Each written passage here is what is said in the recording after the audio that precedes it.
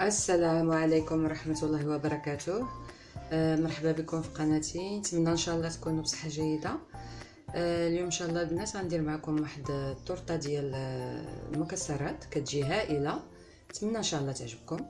Bonjour à tous, bienvenue sur ma chaîne. Aujourd'hui on va faire une tarte, ce qu'on appelle une tarte caramel au mendiant. Vous allez voir, c'est vraiment une très belle recette.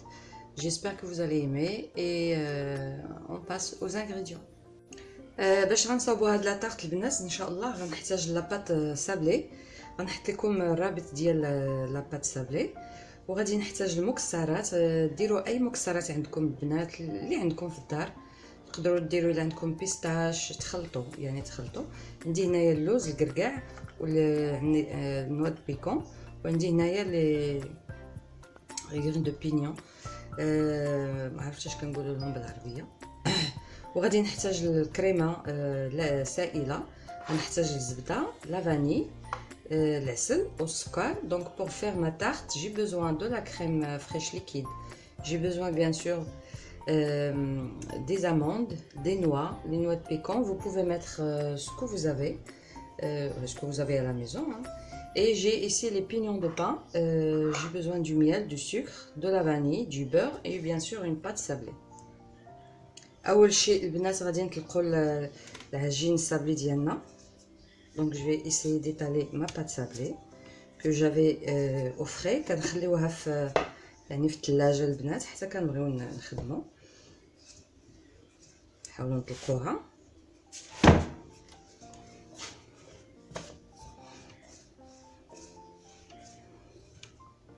هنايا عندي واحد المول اللي دهنته بالزبده وبالدقيق وخليته في الثلاجه البنات. دابا غادي نديروا لا طارت ديالنا. بسم الله.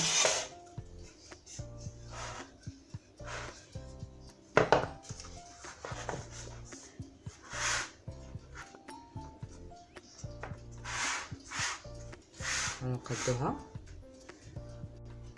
كنحاولوا نقطعوا الزائد. دونك on va enlever le surplus.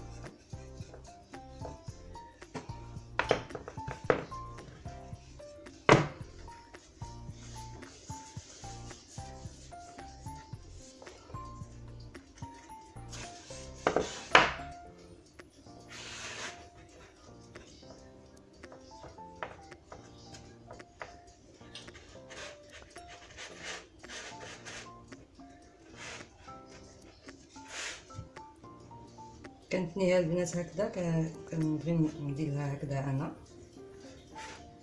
دونك جي بلي ما بات.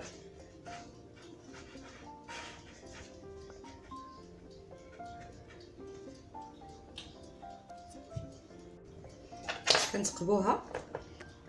دونك جو بيك ما بات.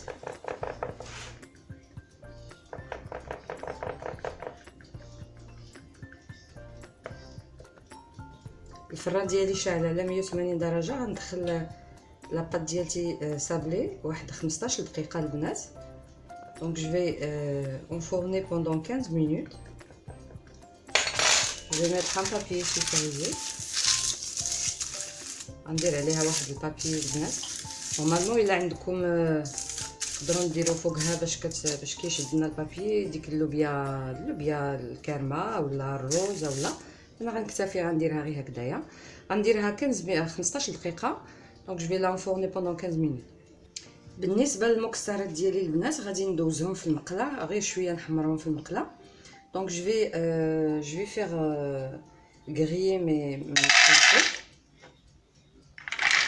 نديروهم كاملين، وغنديروا لي بينيون دو بان aussi.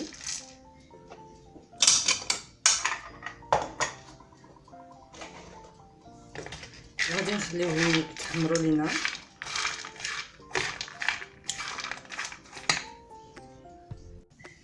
بعد ما حمرنا شويه المكسرات ديالنا البنات غادي نخليهم هنا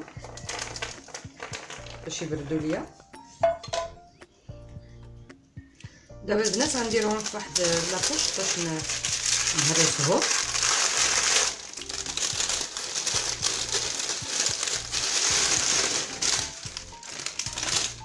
Donc je vais essayer de concasser les fruits secs.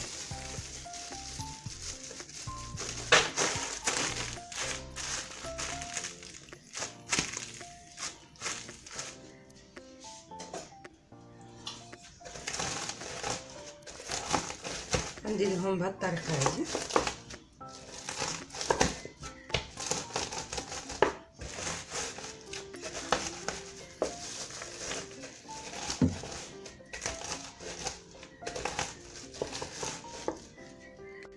دابا البنات غادي نديرو الكريمه ديالتنا نغليوها. دونك جو في فير بوير ما كريم، غنخليوها حتى تغلى.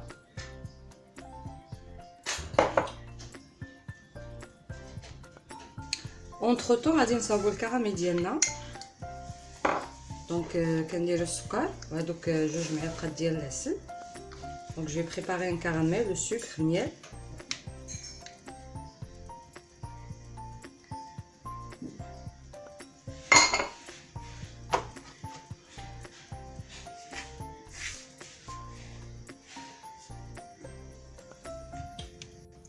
الكراميل ديالنا البنات وجد هانتوما، الكريمه ديالتنا غليناها. دابا غادي نزيدو نبقاو نزيدو الكريمه غير بشويه باش كنطلقوا الكراميل ديالنا. بسم الله.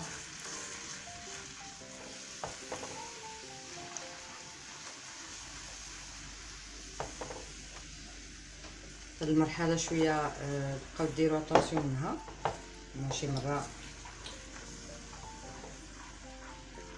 Donc je vais diluer mon caramel avec de la crème bouillante.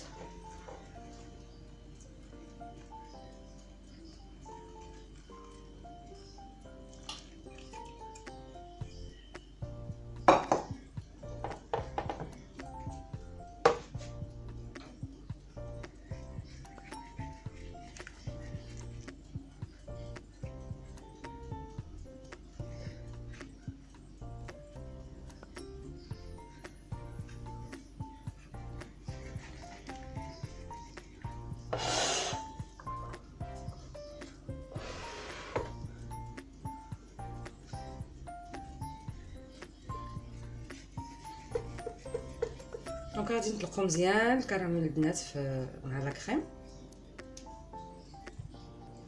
غادي نديرو الكراميل ديالنا في الاناء وغنخليوه حتى يدفى لنا شويه. دونك اون فا ليسير تيدير ان بتي بو. بعد ما خلينا الكراميل ديالنا دفى لنا شويه غادي نزيدو هذيك 50 غرام ديال الزبده اللي عندنا في حراره المطبخ.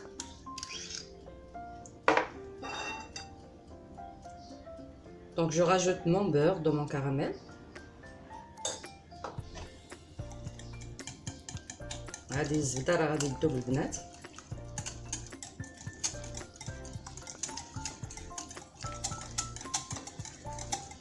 وكنديروا جوج معالق صغار ديال الفانيل، لا فاني ليكيد.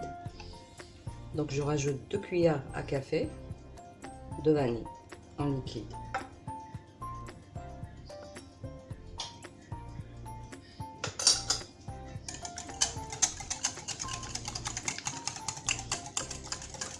خلطو مزيان.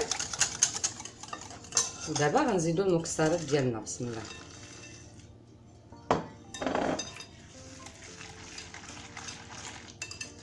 نتمنى ان شاء الله تجربوا هاد الطرطه، كتجي هائله البنات.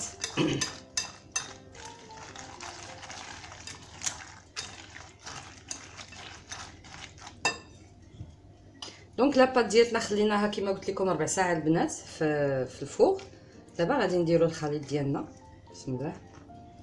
دونك جو راجوت مون ميلونج sur ma tarte, ma pâte.